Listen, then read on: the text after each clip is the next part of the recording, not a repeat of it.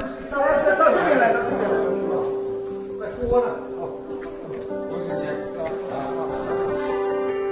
好，到这里来啊！到这里来，到这里，大哥都来了。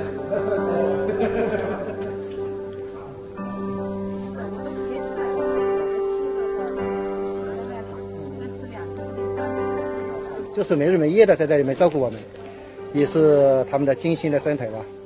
但是我们那个这么快就可以出院了。第一时间我们就是把这个申报上去，所以得到我弟弟呢那么早就来康复。